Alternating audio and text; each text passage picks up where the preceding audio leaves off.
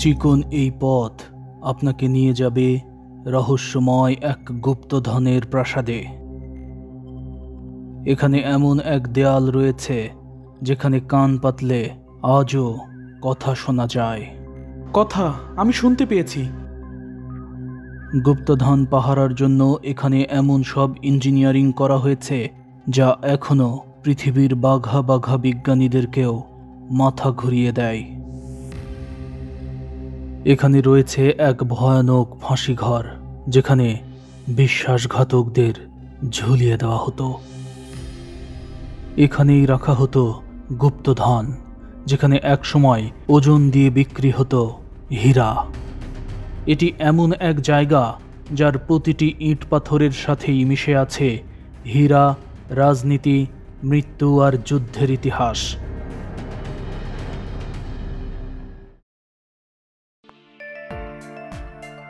হায়দ্রাবাদ এটি শুধু একটি শহর নয়, এটি একটি সাম্রাজ্য। হ্যাঁ দর্শক, ইতিহাস, ঐতিহ্য আর হীরা দিয়ে মোড়ানো প্রাচীন শহর ভারতের হায়দ্রাবাদ থেকে শুভেচ্ছা জানাচ্ছি আমি জুবায়ের আল মাহমুদ। আজ আমি আপনাদের নিয়ে যাচ্ছি ইতিহাস বইয়ে পড়া সেই ঐতিহাসিক দুর্গ গোলকুন্ডায়। দেখাবো সেখানকার এমন সব জায়গা যা আপনি হয়তো সারা জীবন শুধু কল্পনা করেছেন। গোলকুন্ডা দুর্গের অবস্থান হায়দ্রাবাদ রেলওয়ে স্টেশন থেকে 10 কিলোমিটার দূরে, শহরের অদূরেই। গোলকুন্ডা অর্থ হল গোলাকার কুন্ডা, অর্থাৎ গোলাকৃতির পাহাড়। আর এই পাহাড়ের ওপর দুর্গ তৈরির কারণেই এর নাম হয়েছে গোলকুন্ডা দুর্গ। ষোড়শ শতকে কুতুবশাহী রাজবংশ এই দুর্গকে তাদের রাজধানী বানিয়েছিল। এটি এমন এক দুর্গ যেটি শুধু যুদ্ধের জন্যই নয়, বরং এটি ছিল রাজনীতি, অর্থনীতি এবং শিল্পের এক দুর্লভ মিলনস্থল। গোলকুন্ডা এটি মুসলিম সাম্রাজ্য কুতুবশাহী রাজবংশের আঁতুড়ঘর। এটি এমন এক জায়গা যেখানকার প্রতি ইঞ্চি ধূলিকণার সাথেই মিশে আছে শুধুই ইতিহাস। লোহার এই দণ্ডটি দেখতে পাচ্ছেন? এটার ওজন কত হতে পারে ধারণা করতে পারেন? কিংবা এটা দিয়ে কি কাজ করা হতো বলতে পারেন? আমি বলছি, এটা ছিল কুতুবশাহী সাম্রাজ্যের সেনাবাহিনী নিয়োগের যোগ্যতা যাচাইয়ের কাঠি। অর্থাৎ এই লোহা যে উঁচু করতে পারবে কেবল তাকেই সেনাবাহিনীতে নেওয়া হতো। আর এর ওজন 240 কেজি। এটি উঁচু করা মোটেও সহজ নয়, অন্তত আমার পক্ষে তা কোনোভাবেই সম্ভব হয়নি। তবে চেষ্টা করার এক পর্যায়ে এটা কিছুটা নাড়াতে পারলেও ওই আমলে এভাবে নাড়ালে চাকরি পাওয়া যেত না। হ্যাঁ দর্শক, এই দুর্গে এমন কিছু রয়েছে যা আপনি যত দেখবেন ততই অবাক হবেন। বেঙ্গল ডিসকভারির পর্দায় আজ আমি আপনাদের এখানকার প্রতিটি কোণায় দেখাবো। তবে তার আগে সাবস্ক্রাইব করুন। গোলকুন্ডা এই দুর্গ ছিল প্রতিরক্ষা কৌশলের এক অসাধারণ উদাহরণ। এটি আয়তনের দিক থেকে পুরো ভারতের শীর্ষ 5 বড় দুর্গের একটি। ভারতের সবচেয়ে বড় দুর্গ চিত্তরগড়। বেঙ্গল ডিসকভারির পর্দায় আমি সেটাও দেখিয়েছি। সেখানে রানী পদ্মাবতীর প্রাসাদ, মুসলিম বীর আলাউদ্দিন খিলজির যুদ্ধস্থল, ঐতিহাসিক সতীদাহ প্রথা যেখানে বিধবা নারীদের জীবন্ত পুড়িয়ে ফেলা হতো, সেই রৌমহর্ষক জায়গাও দেখিয়েছি। নিশ্চয়ই মনে আছে আপনাদের। গোলকুন্ডা দুর্গও তেমনি হাজারো ইতিহাস আর ঘটনায় গাঁথা। এটি ভারতের দ্বিতীয় বৃহত্তম দুর্গ। আপনি যখন দুর্গ অভিমুখে রওনা হবেন তখন চলতে চলতে একসময় সামনে একটি বিশাল আকারের গেট দেখতে পাবেন।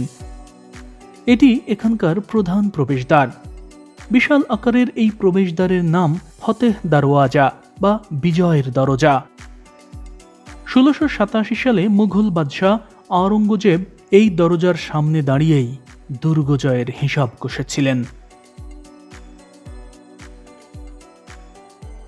দর্শক, যদিও গ্যাস সিলিন্ডারের গাড়িটি ব্যাপকভাবে বিরক্ত করছে, এরপরও একটু বোঝার চেষ্টা করুন যে এই গেটটি আঁকা বাঁকা করে তৈরি করা হয়েছে, যে কারণে শত্রুদের দ্রুতগামী ঘোড়া দ্রুত ছুটতে ছুটতে এসে হঠাৎ পথ হারিয়ে ফেলতো এবং পড়ে যেত, দেয়ালে ধাক্কা খেত। এরপর আরেকটি বাঁক রয়েছে, খেয়াল করুন, তারপরে মূল দরজা।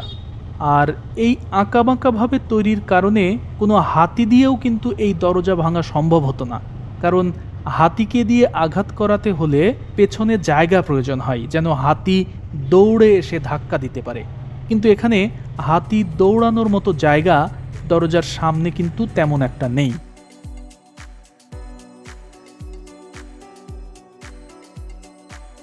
দর্শক মণ্ডলী, গোলকুন্ডা দুর্গ এতটাই বড় যে আপনি এখানকার ফতেহ দারওয়াজা পার হওয়ার পর সঙ্গে সঙ্গেই যে মূল রাজপ্রাসাদে প্রবেশ করবেন, বিষয়টি মোটেও সেরকম নয়।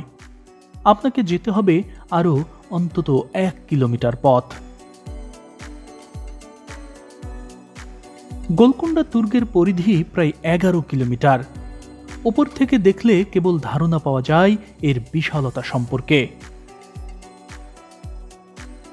দর্শক, আপনাদের আরেকটি ধারণা দিই, এইটা হচ্ছে ফতেহ দরজা, যেটা একটু আগে দেখালাম। এইটা দিয়ে শুধুমাত্র রয়্যাল ফ্যামিলির লোকজনই চলাফেরা করত। আর এই যে এইটা আরেকটা গেট, এই গেটের নাম জামালি দরওয়াজা। এই গেটটি ছিল সাধারণ মানুষ, ব্যবসায়ী আর কর্মচারীদের জন্য। আর এই সাধারণ মানুষদের জন্য একটি মসজিদও তৈরি করে দিয়েছিলেন সুলতান মোহাম্মদ কুতুব শাহ। আর এই যে এইগুলো হচ্ছে প্রাচীর, এবং এই প্রাচীর দুর্গের চারপাশেই রয়েছে। এইটা 1 নম্বর প্রাচীর, অর্থাৎ এই ধরনের সুরক্ষিত এবং উঁচু প্রাচীর রয়েছে আরও অনেকগুলো। আর ফতেহ দারওয়াজার মতো বিশাল আকারের গেট রয়েছে এই দুর্গে সর্বমোট 8টি।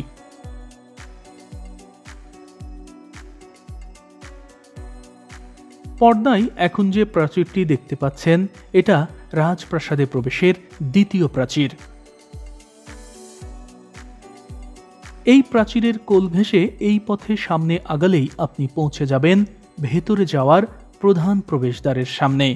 আর ডান পাশের প্রাচীরটি 3য় নম্বর।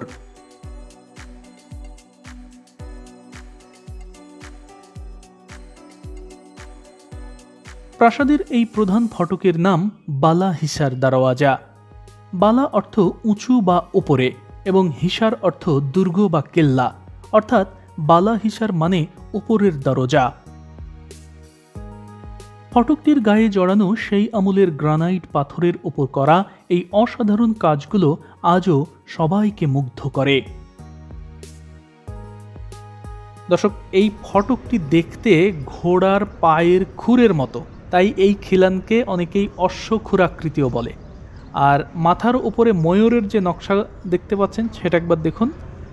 আজ থেকে প্রায় 500 বছর আগে পাথরের ওপর এমন নিখুঁত কাজ কিভাবে যে করেছে সেটাই আমি ভাবছি। এখানে অবশ্যই একটি দরজাও লাগানো আছে, তবে অনেকেই এটাকে লোহার দরজা মনে করে, কিন্তু আসলে এটা কিন্তু পুরোটা লোহার নয়, মানে এর ভেতরে কাঠ রয়েছে।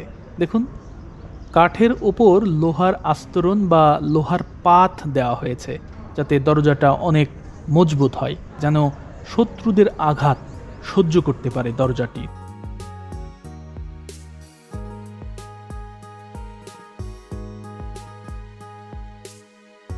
এছাড়াও এই দরজার ওপরে নির্ধারিত এই 3 জায়গায় সৈনিকরা গরম তেল নিয়ে বসে থাকত।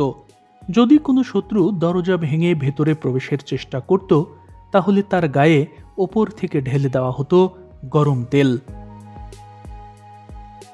এছাড়াও এই গেট যেন হাতি দিয়ে কোনো শত্রু গুড়িয়ে দিতে না পারে, এজন্য এই ফটকের সামনেও তৈরি করা হয়েছে এক অপ্রতিরোধ্য দেয়াল, যা হাতির পক্ষেও মারিয়ে আসা ছিল অসম্ভব।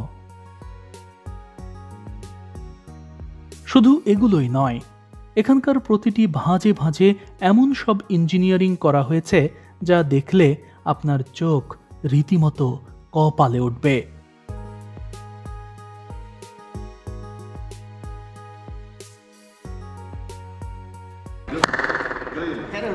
শব্দটি শুনেছেন? প্রতিধ্বনিত হচ্ছে। আপনি ওখানে দাঁড়িয়ে তালি দিন, এমন শব্দ হবে না। এমন কেন হচ্ছে জানেন? খেয়াল করুন, ওপরের দিকে ডায়মন্ডের মতো কিছু নকশা আছে। 6 জায়গায় এমন নকশা রয়েছে এবং প্রতিটি জায়গায় 6টি করে মোট 24টি ডায়মন্ড শেপের নকশা আছে। হীরার খনি কখনো দেখেছেন? আপনি কিন্তু আজ সেই জায়গাতেই এসেছেন। এ কারণেই এই নকশাগুলোও ডায়মন্ড আকারের করা হয়েছে এবং এগুলো তৈরিও করা হয়েছে সেই গুপ্তধন পাহারা দেওয়ার জন্যই। আসলে এই নকশাগুলোর কারণেই কিন্তু এখানে শব্দ প্রতিধ্বনিত হয় এবং এই শব্দ, ওই যে দেখুন ওপরে, ওটাই কিন্তু রাজার বাড়ি, মানে সুলতানের প্রাসাদ। ওই পর্যন্ত এই শব্দ চলে যেত। এটা ওই আমলের টেলিফোন সিস্টেম বলতে পারেন, যে টেলিফোনে কথা যায় না বরং শব্দ যায়। আসলে এই শব্দের মাধ্যমে এখানকার প্রহরীরা সংকেত পাঠাতো। শব্দগুলো আসলে এক একটা সিক্রেট কোড বলতে পারেন। তবে এখানকার সিলিংয়ের নিচে এই সুনির্দিষ্ট একটি জায়গাতে দাঁড়িয়েই হাতে তালি দিতে হয় বা শব্দ করলে এই প্রতিধ্বনিত হয়। অন্য জায়গায় কিন্তু তালি দিলে এই শব্দ হয় না। তবে এই তালির এই শব্দ আপনি বাহির থেকে শুনতে পাবেন না। অবাক হচ্ছেন? এটা একটা অসাধারণ ইঞ্জিনিয়ারিং। আসলে আপনি যখন শব্দ করবেন, সেই শব্দটি শুরুতে এখানে গিয়ে বাধাপ্রাপ্ত হয়। এরপর শব্দটি স্বাভাবিকভাবেই এই পাশের দিকে চলে যেতে চাইবে, তখন ডায়মন্ডের এই দেয়ালে ধাক্কা খায়। এরপর শব্দটি এই দিকে ছুটতে চায়, তখন এই দেয়ালে আবার ধাক্কা খায়। আবার ওপরের সিলিংটা কিন্তু গম্বুজের মতো, মানে ভেতরের দিকটা ফাঁপা। ফলে এভাবে একটার সাথে একটা ধাক্কা খেতে খেতে ইকোসিস্টেম হয়ে যায়। ভালো করে শুনুন, হাতের শব্দ কয়েক দফা বাড়ি খাচ্ছে।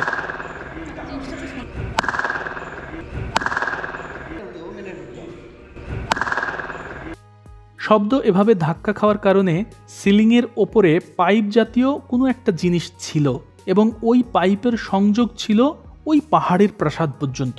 আর এভাবেই শব্দ সংকেতের মাধ্যমে প্রাসাদ এবং গুপ্তধনের প্রাসাদ, অর্থাৎ যেখানে হীরা জহরত এগুলো রাখা হতো, সব কিছুরই নিরাপত্তা নিশ্চিত করা হতো। হ্যাঁ দর্শক, এমন সব নিশ্ছিদ্র নিরাপত্তা বলয়ে ঢেকে থাকার কারণে মুঘল সম্রাট আওরঙ্গজেবও এই কেল্লা যুদ্ধ করে জয় করতে পারেনি, বরং তাকে অবরোধ আর 8 মাস পুরো কেল্লা ঘিরে রাখতে হয়েছে। তবে গোলকুন্ডা দুর্গের ইতিহাস আরও পুরনো।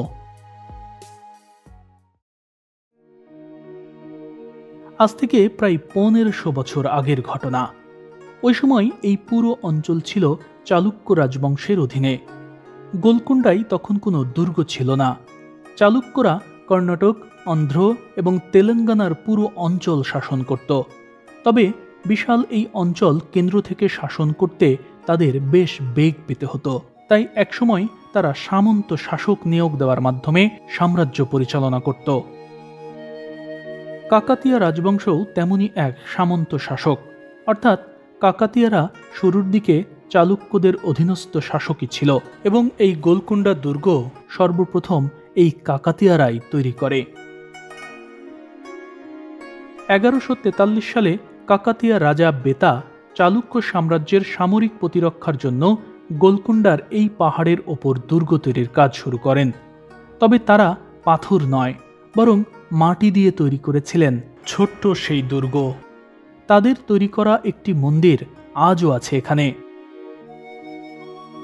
পার্শ্ববর্তী অঞ্চলগুলোর ওপর চালুক্যদের আধিপত্য ও নিয়ন্ত্রণ রাখাই ছিল এই দুর্গ নির্মাণের একমাত্র উদ্দেশ্য। চালুক্যরা 1190 সাল পর্যন্ত এই অঞ্চল শাসন করেছিল। তবে 500 থেকে 1190 অর্থাৎ 690 বছরের এই দীর্ঘ শাসনকালে তাদের লড়াইও করতে হয়েছে অনেকগুলো। এ কারণে 690 বছরের এই বিশাল সময়ের মধ্যে এই অঞ্চলে কখনো রাজত্ব করেছে চালুক্যরা, কখনো রাষ্ট্রকূটরা, কখনো চোলা সাম্রাজ্য, আবার কখনো এই অঞ্চল চলে গিয়েছিল ভেমুলাওয়াড়া চালুক্য এবং রেনিডি চোল রাজাদের অধীনে। সব মিলিয়ে 12 শতকের মাঝামাঝি অর্থাৎ 1150 সালের দিকে চালুক্যরা সামরিক দিক থেকে অত্যন্ত দুর্বল হয়ে পড়ে, আর প্রভুদের এই দুর্বলতার সুযোগ নেয় কাকাতিয়ারা। কাকাতিয়া রাজবংশ 1163 সালে নিজেদের স্বাধীন ঘোষণা করে এবং ওয়ারাঙ্গলকে সাম্রাজ্যের রাজধানী নির্ধারণ করে। ওয়ারাঙ্গলকে রাজধানী করায় কাকাতিয়াদের হাতে গোলকুন্ডার আর কোনো উন্নয়ন হয়নি। কাকাতিয়া রাজবংশ ওয়ারাঙ্গল থেকে এই অঞ্চল শাসন করে 1323 সাল পর্যন্ত, মোট 160 বছর। এরপর দিল্লির সুলতান মোহাম্মদ বিন তুঘলক কাকাতিয়া রাজ্যের শেষ শাসক দ্বিতীয় প্রতাপরুদ্রকে পরাজিত করে রাজ্য জয় করেন। তবে মোহাম্মদ বিন তুঘলক রাজ্য জয় করলেও তিনি এই গোলকুন্ডা দখলে নেননি, কেননা কাকাতিয়ারা ওয়ারাঙ্গল থেকে সাম্রাজ্য পরিচালনার জন্য গোলকুন্ডা এমনিতেই দীর্ঘদিন ধরে পরিত্যক্ত অবস্থায় পড়েছিল। ফলে ওই সময় মাটি দিয়ে তৈরি এই পরিত্যক্ত দুর্গের তেমন কোনো গুরুত্বই ছিল না। ফলে মোহাম্মদ বিন তুঘলক স্থানীয় মুসলিম এবং হিন্দু জায়গিরদারদের মাধ্যমে তিনিও এই এলাকা সামন্ত শাসকদের দিয়েই পরিচালনা শুরু করেন।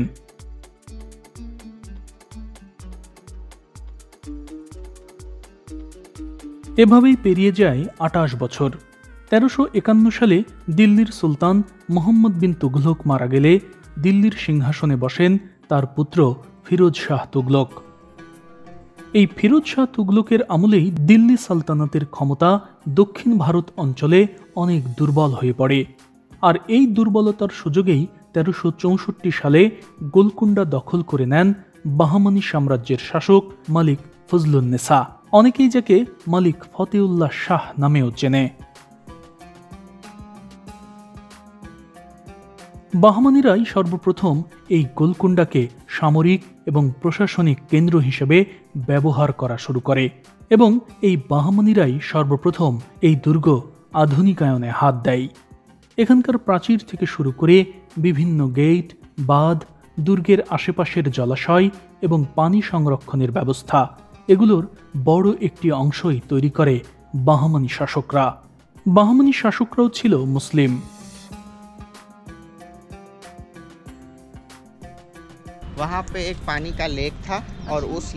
এটা এখানকার জলাধার। প্রাচীরের ওই পাশে একটা খালও ছিল, মানে পরিখার মতো। তবে এখন সেই খালের চিহ্ন পর্যন্ত আপনি পাবেন না।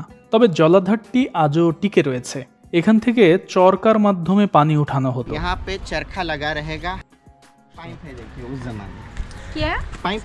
পাইপ, এই যে এই পাশে দেখুন পাইপ, ওই যে দেয়ালে, এই পাইপ দিয়েই পানি একেবারে পাহাড়ের ওপরে ওঠানো হতো।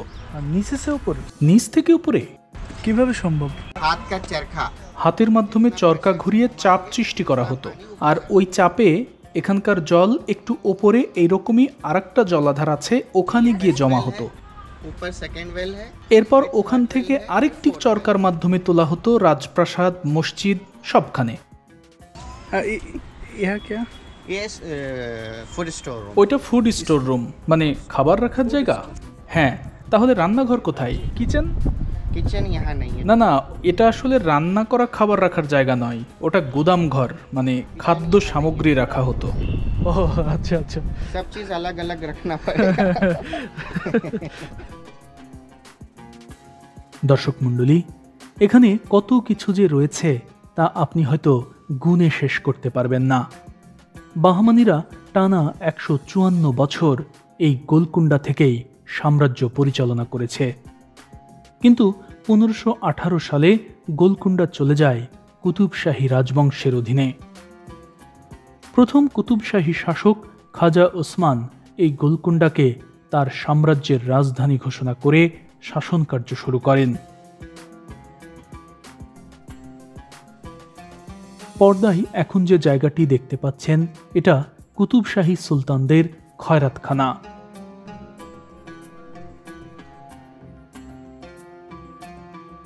আমরা যে দান করি না, দানকে অনেকেই বলে খয়রাত, খয়রাতি, এই শব্দটা আমাদের কাছে পরিচিত নিশ্চয়ই। ঠিক এটা হচ্ছে খয়রাতখানা।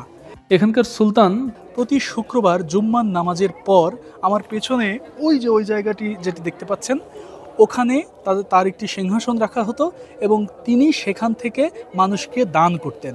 এবং সুলতানের কাছ থেকে সেই দান নিতে দরিদ্র নারীরা আসতেন এই রাস্তা ধরে। এবং এই সিঁড়ি এখানকার যে রানীমহল, এই রানীমহলের পাশ ঘেঁষে একেবারে প্রধান সড়কের সঙ্গে গিয়ে মিশেছে। অর্থাৎ নারীরা আসতো রানীমহলের পাশ দিয়ে, আর পুরুষরা আসতো এই যে বিপরীত পাশের এই সিঁড়ি দিয়ে। এবং এই সিঁড়ি এক্সিট সিঁড়ি, অর্থাৎ এই সিঁড়ির সঙ্গে কিন্তু বাড়ির মহলের কোনো সম্পর্ক নেই। তবে সুলতান দান করতেন নিজের মনের ইচ্ছা অনুযায়ী। কোনোদিন তিনি স্বর্ণমুদ্রা দিতেন, কোনোদিন রৌপ্য মুদ্রা দিতেন। তবে সবচেয়ে স্পেশাল দিন যেটিকে মনে করা হতো, বা রাজার মন যেদিন সবচেয়ে বেশি ভালো থাকতো, সেই দিনটিতে রাজা হায়দ্রাবাদের যে বিখ্যাত বিরিয়ানি, সেই বিরিয়ানি খাওয়াতেন। এবং সুলতানের ওই বিরিয়ানিটাকেই এখানকার মানুষরা সবচেয়ে এক্সপেন্সিভ, ব্যয়বহুল দান মনে করতেন। কারণ ওই সময় স্বর্ণ রূপার চেয়েও অনেক দামি ছিল বিরিয়ানি রান্না করা হতো যে মশলা দিয়ে, সেই মশলার দাম ছিল অনেক বেশি, যে কারণে সবার বাড়িতে বিরিয়ানি রান্না হতো না। তাই রাজা যেদিন এখানে বিরিয়ানি মানুষকে দান করতেন, সেই গিফটকে বলা হতো রাজকীয় গিফট, এবং সেটি সবচেয়ে ব্যয়বহুল গিফট। এবং হায়দ্রাবাদের বিরিয়ানির যে ইতিহাস, সেই ইতিহাস কিন্তু এখান থেকেই শুরু। হ্যাঁ দর্শক, এখানে এলে আপনি হায়দ্রাবাদি বিরিয়ানির অতীত ইতিহাসের গন্ধ পাবেন।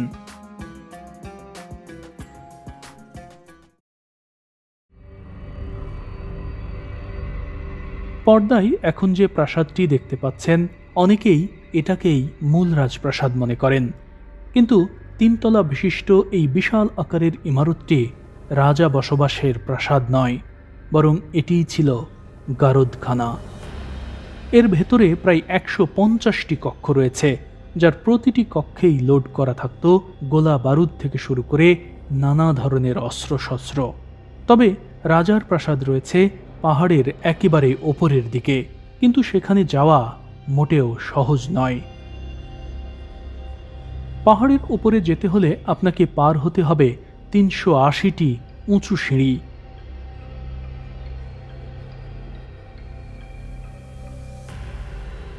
প্রখর রোদ আর স্বাভাবিকের চেয়ে বেশ উঁচু আকৃতির এই সিঁড়িপথ আপনাকে অবশ্যই নাজেহাল করে দেবে। জায়গাটি অনেক উঁচু, আমাকে যেতে হবে প্রায় 500 ফিট ওপরে, এবং বিশাল বিশাল সিঁড়ি, এবং সেই সিঁড়ি পার হয়ে উঠতে হচ্ছে। প্রচণ্ড হাঁপিয়ে যাচ্ছি। একদিকে সেই কড়া রোদ, তার মধ্যে গরম, প্রচণ্ড গরম, পানির পিপাসা লাগছে, আর উঁচু সিঁড়ি পার হচ্ছি। দেখি কত দূর যেতে পারি। তবে এভাবে সামনে কিছু দূর আগাতেই খেয়াল করে দেখলাম অনেকেই এই ধকল নিতে পারছে না, তাই ক্লান্ত শরীর নিয়ে বসে পড়েছে সবাই। অবশ্য পর্যটকদের কষ্ট লাঘবের জন্য এখানে পানীয় জলের ব্যবস্থাও রয়েছে, তবে এ পর্যন্ত পৌঁছাতেও আপনার দম বেরিয়ে যাওয়ার উপক্রম হবে, তাই এখানে এলে অবশ্যই সঙ্গে পানির বোতল রাখবেন। আপনারা দেখতে পাচ্ছেন যে অংশটি, এটি কিন্তু ফোর্টের আলাদা একটি অংশ। অর্থাৎ এই প্রাচীর যেটা দেখতে পাচ্ছেন, এটি অনেক উঁচুতে। তো এরকম পাট পাট করে পুরো ফোর্টটি গড়ে তোলা হয়েছে শুধুমাত্র শত্রুদের আক্রমণ থেকে রক্ষা পাওয়ার জন্য। আর এই যে বিল্ডিংটি দেখতে পাচ্ছেন, এটি গান পাউডার রাখার জন্য গোদাম ঘর হিসেবে ব্যবহৃত হতো। এরকম ছোট ছোট বিল্ডিং এই পুরো ফোর্ট জুড়েই অনেকগুলো ছিল, এবং বিভিন্ন জায়গাতে গোলাবারুদ যে রসদ যুদ্ধের, সেগুলো রাখা হতো।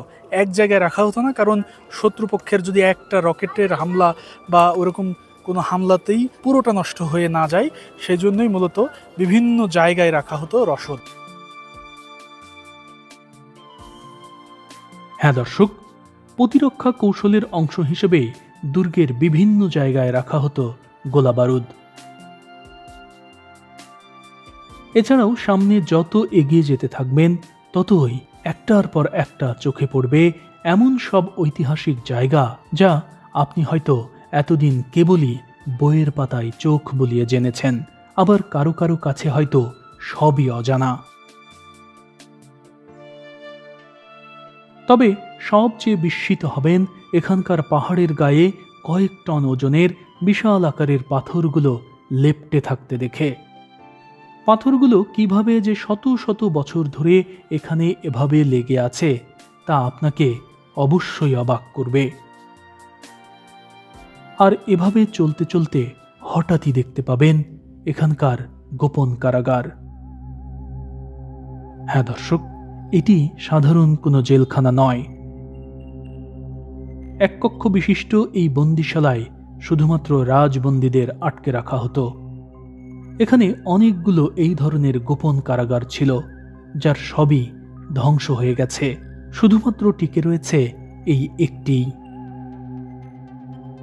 যারা সাম্রাজ্যের সাথে বিশ্বাসঘাতকতা করত, যারা অন্যের হয়ে গুপ্তচরাবৃত্তি করত, শুধুমাত্র তাদেরকেই এই অন্ধকার কারাগারে বছরের পর বছর বন্দি রাখা হতো।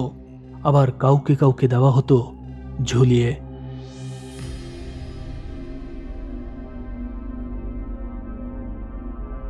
এখান থেকে এই সিঁড়িপথ মারালেই দেখতে পাবেন দারুণ দুটি মিনার।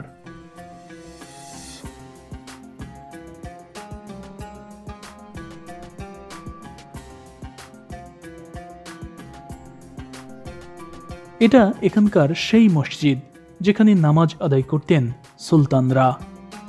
ঐতিহাসিক এই মসজিদের নাম ইব্রাহিম মসজিদ।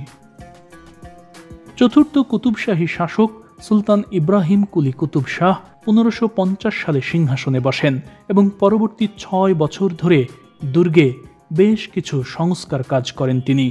তখন তিনি এই মসজিদটি নির্মাণ করেন।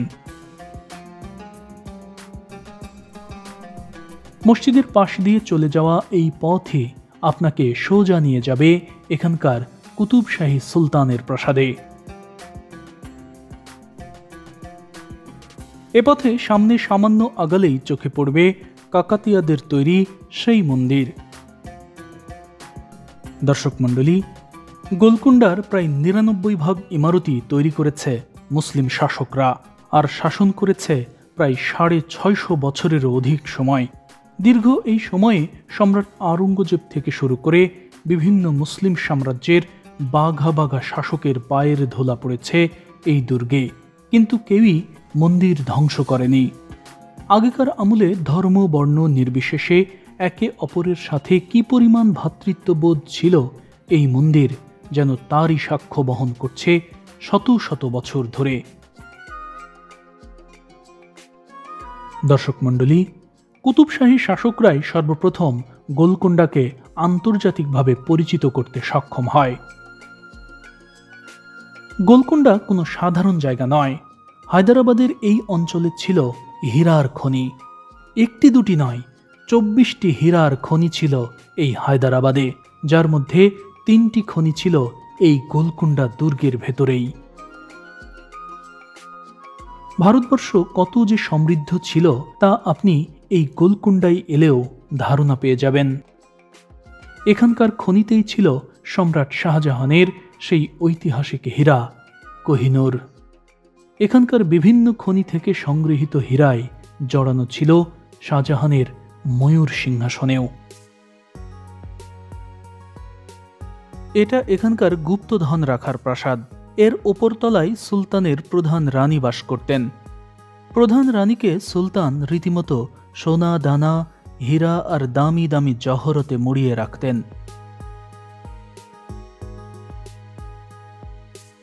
ডায়মন্ড শেপের নকশা এখানেও আছে, দেখেছেন? এখানেও শব্দ সংকেতের ব্যবস্থা আছে, তবে এখানে এক ধরনের শব্দ নয়, এখানে তৈরি করা যায় বিভিন্ন ধরনের শব্দ এবং প্রতিটি সাউন্ড আলাদা আলাদা অর্থ বহন করত।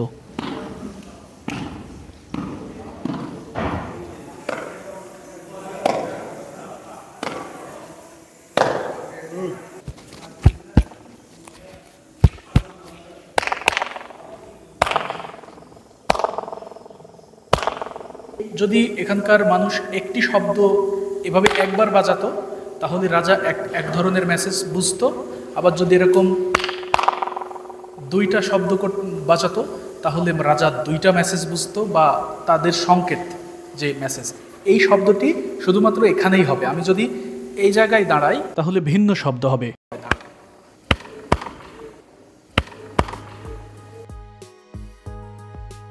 হ্যাঁ দর্শক, তবে শুধু এটাই নয়, এখানে একটি অবিশ্বাস্য দেয়াল রয়েছে, যেখানে কান পাতলে কথা শোনা যায়। আপনাদের দেখাই, ওই যে ওই পাশ থেকে সে কথা বলবে এবং আমি দেয়ালের যে এই পাশে এই যে এইখানে দাঁড়িয়ে দেখি শুনতে পাই কিনা। হ্যাঁ, কথা বলো তো।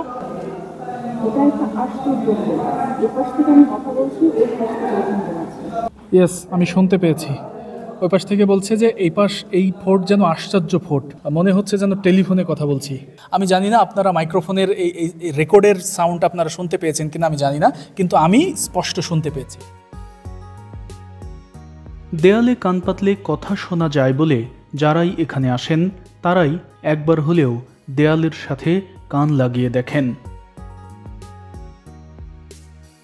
ওই আমলে নিচতলার কথা এভাবেই ওপর থেকে শুনতেন সুলতান, ফলে তিনি দোতলা থেকেই নিচের অবস্থান সম্পর্কে যেমন জানতে পারতেন, তেমনি সহজেই জানতে পারতেন কেউ ষড়যন্ত্র করছে কিনা।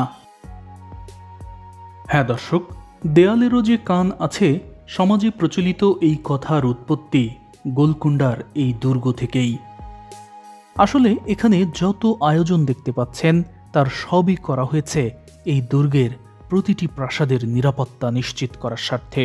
কারণ এখানকার প্রতিটি প্রাসাদই ঠাসা ছিল গুপ্তধনে, কেননা এটাই একমাত্র দুর্গ যেখানে ডায়মন্ডের আধিক্য ছিল।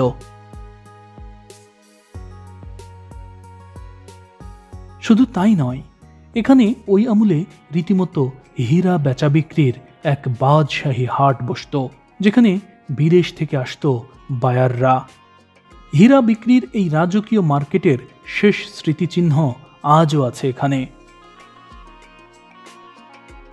পর্দায় এখন যে খোলা অংশটি দেখতে পাচ্ছেন, প্রথম দেখায় যে কারো মনে হতে পারে এটি মনে হয় কোনো বাগিচা, ফুলের বাগান। আসলে তা নয়, এটি ওই সময় ছিল ডায়মন্ড মার্কেট, অর্থাৎ হীরার বাজার ছিল, হীরার বাজার, জহরতের বাজার। এখানে ব্যবসা করার জন্য সেই সুদূর পারস্য থেকে ব্যবসায়ীরা আসতো এবং এখানে যে জায়গাগুলো দেখতে পাচ্ছেন এখানে দোকান বসানো হতো।